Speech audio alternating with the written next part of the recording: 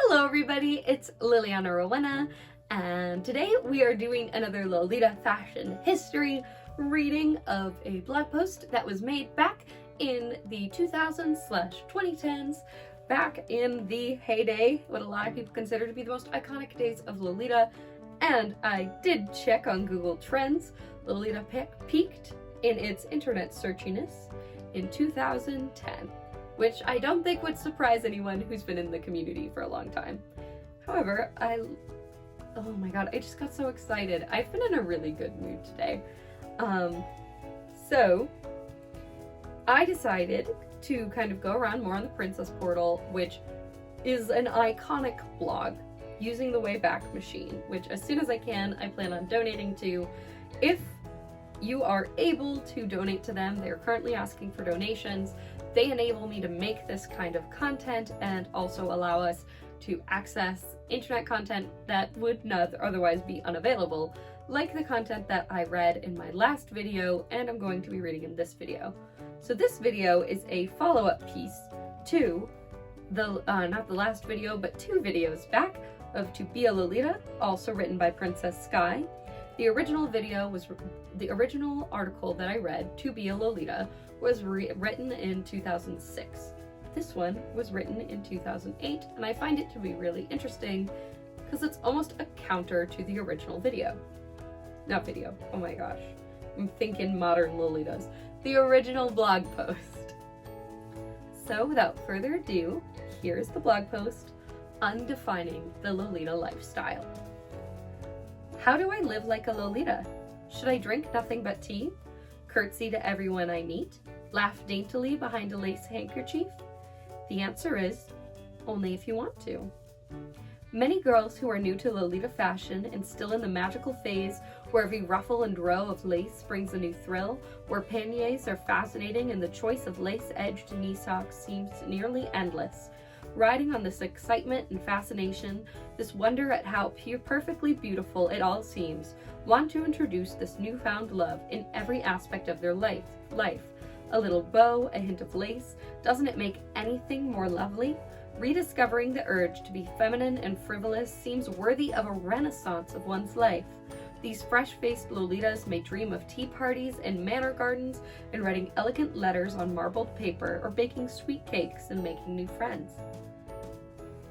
Again, I love Princess Sky's writing. I can totally tell why she was so popular.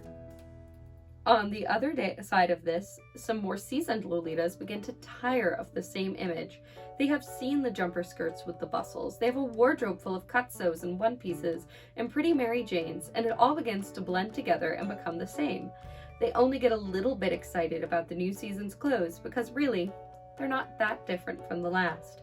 Beginning to lose some of the magic they found once in this structured, defined fashion, they try to break away.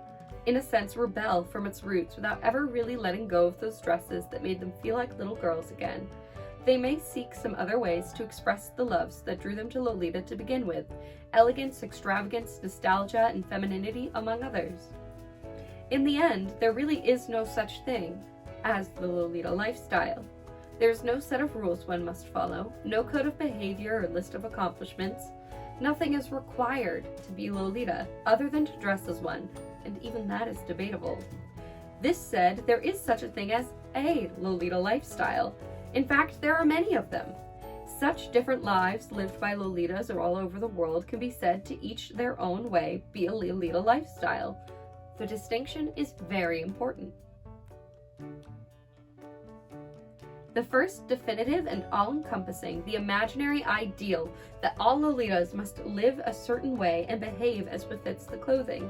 This is the false concept, and in fact few, perhaps none, who actually aim to live as Lolitas believe in this. Only the detractors of this so-called Lolita lifestyle seem concerned with its imaginary rules and regulations. The second is oh so different, for it is personal and unique to each individual. They create it for themselves, and it is simply that which brings them greater enjoyment from Lolita. To understand how there could even be such a thing as a lifestyle, we must closely look at Lolita culture. The culture of Lolita most definitely exists, whether one is interested in it or not. Lolita was born at a crossroads between Japanese pop culture and European history, and it maintains features of both parents while being a little unique in itself. One only has to flip through a Gothic Lolita Bible to see a myriad of examples of this culture. Alice sits next to Marie Antoinette as Mana and Novala share their sentiments, one silently, one in a page upon page of words. J-rockers and fairies and Disney princesses join them at this strange tea party where food is served. Everything from blood-red soup to angel cakes. Music plays, it is classical, but they are singing in Japanese. The discussion is of books and films, Tim Burton and Beatrix Potter. On the walls hangs the artwork of Makoto, Cicely Mary Baker, and Trevor Brown.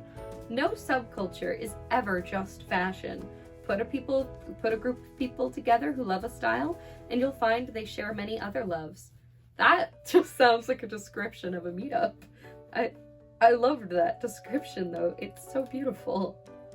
Just as it is unlikely that any Lolita should like everything they find in the culture, it is also unlikely that all Lolitas should share the same idea of a lifestyle. Each is drawn to this novel, exaggerated yet elegant style for different reasons, though they usually recognize something in all the lace and pin tucks that is already familiar to them, whether it is a decadence only found in their favorite period novels and films, or a simple love of dressing up and feeling girly and pretty. There are too numerous answers to count for why we wear Lolita fashion. None is more valid than the other, and likewise there are many numerous Lolita lifestyles, all equally real and valid. If there are so many different variations of this Lolita lifestyle, then how can it exist at all? This brings us back to an earlier point. It doesn't. The only Lolita lifestyle there is the way each girl enjoys the fashion. It is the sum of all the things she does that brings her greater enjoyment and involvement with Lolita fashion and culture. Most Lolitas sort of have an ideal Lolita that is personal to them.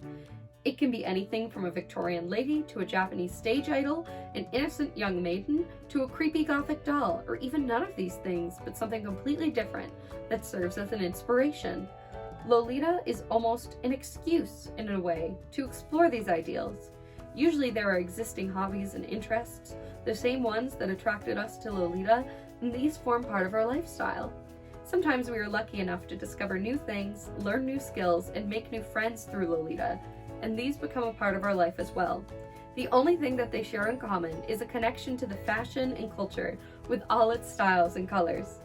For a few girls who are unable to wear the Lolita fashion for whatever reason, a lack of support from their family, impractical applications, being too young, or not having the funds for such an extravagant style, having some sort of a Lolita lifestyle can be their only way of enjoying the culture.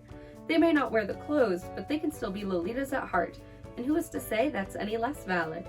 It is less common now, but several years past when Lolita clothing was a much rarer thing in the West, there were more Lolitas at heart, and possibly the culture was more about enjoying than acquiring. One of the greatest criticisms of this lifestyle is that it is in some way forced. It should never be forced. Changing your opinions, behavior, and interest in a way that is not natural to your personality and likes is not living the Lolita lifestyle. It is conforming to someone else's ideal. There is no ideal that is right, that should be accepted by all and forced on those who do not wish to wear the clothing. There is only our own individual inspirations, which should be fun to explore and fulfilling to accept as a part of our life. The Lolita lifestyle is expressing yourself and enjoying activities that make you feel Lolita, whatever that may be. If it's playful and childish and going to an amusement park and eating lots of candy, then that is your Lolita lifestyle. If it's sitting in your garden, drinking tea and reading Jane Austen, then that is your Lolita lifestyle. If it is going to clubs and seeing the latest bands and joining Visual K fan clubs, then that's your Lolita lifestyle. Even if it's just dressing up and hanging at the mall with your friends and drinking bubble tea and taking Purakura, that is your Lolita lifestyle. Enjoy it, explore it, define it. Don't let it define you. 2008, Princess Sky. I love all of her writings so much. I've yet to come across a blog post that I've skimmed through for this series from this blog. I'm going to try to reach out for any other blogs. So, side note, if you know of any old Lolita blogs that you would like me to track down, please let me know. I don't know how many old school Lolitas watch my content. I don't have a very big channel, but if you know of any of them, please give them to me, because I only know about Princess Sky because she's mentioned in lots of other places, but I know she can't be the only person who was writing for the Western Lolita audience at this time. And I would love to get more perspectives in this series, because I see so much argument about Lolita culture and what is it. And people just kind of throw random stuff out there, where for me, I want to go, okay, well, I was taught in school to look at primary sources for Lolita culture, and this is a primary source of what was going on during this time.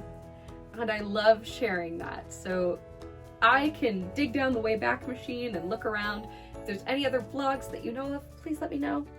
Now, back to this beautiful, beautiful blog post. I find it absolutely fascinating that Lolita at Heart in this article is being used in such a positive light, whereas Lolita at Heart nowadays is almost an insult. Often it is an insult for people who don't have experience wearing the fashion or don't know much about it.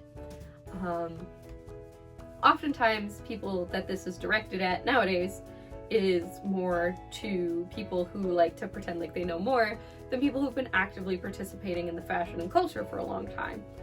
But I kind of like this point that she makes about maybe taking more time. And at this point, this evolution was already happening as of this article, as she mentioned, and I've definitely seen what she was talking about at this point of the fashion for most people nowadays who are newer. A lot of people, it's just the clothes, and there's nothing wrong with that. However, it can lead to a very materialistic rabbit hole. I have fallen down said rabbit hole before. And this focus on the culture brings me so much more joy. Like, now that my wardrobe is, I can wear a different Lolita outfit every day of the week, easily. And for a while there, I just kept wanting to get more anyways. I don't need to fill this entire room. I'm really enjoying kind of getting back into the culture and the community here. And I also love the idea that there's no one way to be a Lolita. In the previous blog post that she wrote, it was like very abstract. Like, to be a Lolita is to be this, to be that. This is saying to be a Lolita is to be whatever your ideal, like, feminine ideal is. Whether, like, it hasn't said in here, but for me personally, to being a Lolita is my feminine ideal, regardless of if I feel like a man or a woman that day, or if you're a man or a woman. Whatever your feminine ideal is, while still maintaining the structure, within the structure and the culture of Lolita. Again, there's some bounds to it, very loose bounds to it, but a little bit. Then that's what a Lolita lifestyle is. And I absolutely love that idea. This is such a beautiful article. Princess Sky's writing style is gorgeous, even though I don't know who Princess Sky is now, and since the Princess Portal's no longer up, that leads me to believe that, like, she took it down. I hope whatever she's doing, she's still writing. Because I don't think she'd ever see this, but she's a fantastic writer. I hope she's still writing. But yeah, thank you guys so much for watching this video. I love her writing so much. And I hope you guys have a great day. Please remember to like, comment, and subscribe. Liliana Rowena, out.